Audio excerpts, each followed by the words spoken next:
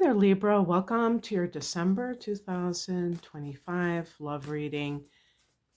This is going to be for people who are single as well as those who are in relationships. For those who are in relationships, it's you know, something to if it's a relationship that isn't working, doesn't have to be like it's a nightmare. It could just simply be that you feel it's run its course, but maybe you don't know what to do, or you're just looking for symbols. So I don't know. Interesting. Got the Lovers and the Empress. That's good for love. Okay. I'm going to see if I can.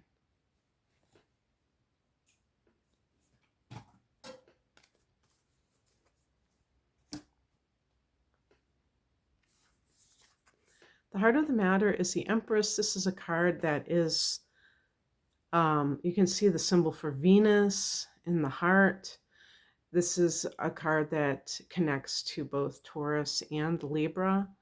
So your sign is represented here, and it is about love, but it's also about motherhood, and the Earth Mother, the type of mother, or you could just say parent, who is connected to children in a very instinctual, natural way. And the artist, for this particular love reading, it's all about creativity and being open to love and what your concept of love is too, I think. Because some people have a warped concept of love, or they have an impossibly idealistic view of love that always falls short because it's not what love really is. And they're thinking of the infatuation stage or something like that. And that's just kind of almost like a chemical reaction or temporary insanity that people mistake for the real thing. So those kinds of issues have to be looked at when you say that you want something. And then if you are coupled and you are feeling that your relationship doesn't match what your ideal or ideas of marriage or of love um, is all about, you could be 100% correct. You might be in the wrong situation, but you might be expecting more than somebody can give you, and you might have a great thing.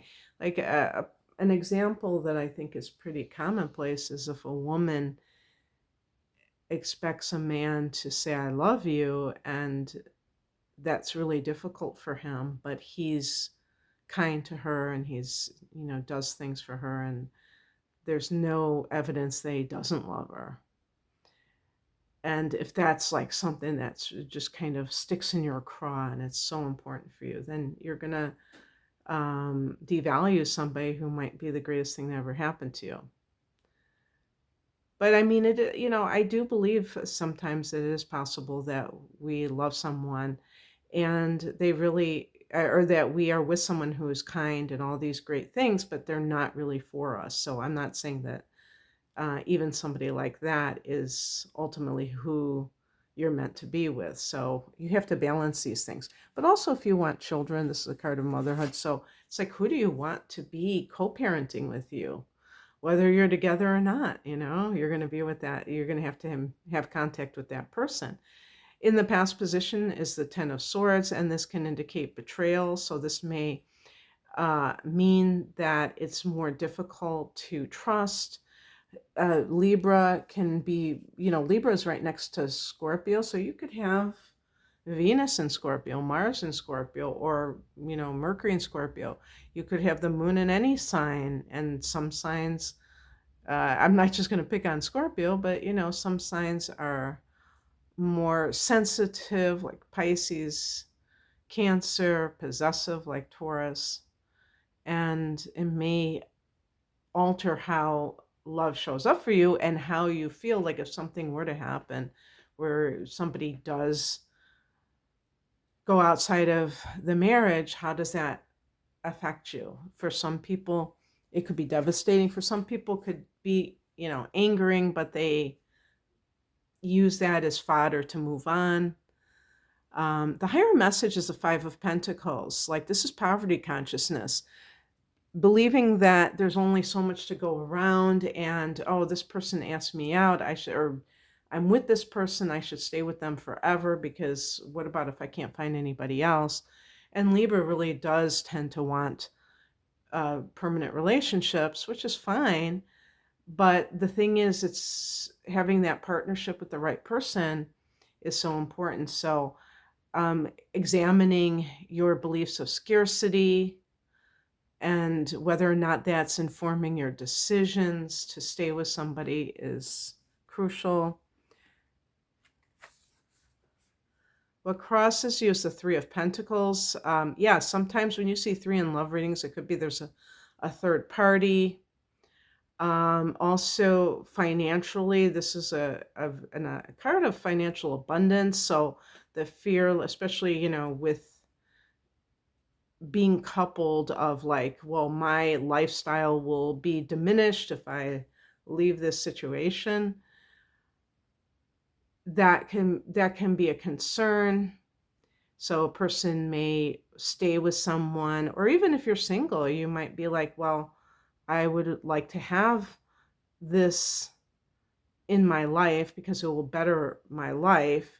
But the problem is that if you're with an incompatible person, that will, especially for a sign like Libra that really thrives on harmony, peace, that could disturb your peace, and it can be totally not worth it. So you have to really look at any ulterior motives. What's coming in for December is the Lover's card. That's the energy coming in, which of course it could be meeting someone or committing to someone. I mean, I didn't give that example, but you might be somebody who is seeing someone, but it's not yet a committed relationship. Well, this suggests that you might go to that level. This card is connected to Gemini, so you might meet a Gemini individual, but it's also connected to a choice. And it's like it could be something completely different than your love life. Maybe it's about whether or not you should relocate or something like that. Well, if it has to do with your love life, maybe it could be that you end up living somewhere that is, you meet the person of your dreams. So even these things that are seemingly outside of your love life could have a great impact on it, those choices. But it's also a card of intimacy. And, well, these frogs are naked because, they're frogs. But, nudity in the other decks, you will sometimes see that kind of thing, because intimacy, we think of physical intimacy, but the emotional intimacy too, of, being able to trust someone enough to, join forces with them as a life partner. And that takes a lot of guts sometimes, especially if you have been betrayed. The outcome card is the High Priestess. Oh, interesting. I thought that was an interesting end to a love reading. It's all about tuning into your higher self, for what decision you need to make. So in other words, you're not just doing it on the material level. You're looking to see, if this is somebody that you're deciding whether or not to commit to, do you have kind of shared spiritual values? Do you think that person would be good influence on you that way? And trusting, if you're single, that you will meet the right person at the right time. Okay, that's what I have for you. I hope that this resonated. If you would like a private reading, the link is below. Take care. Bye.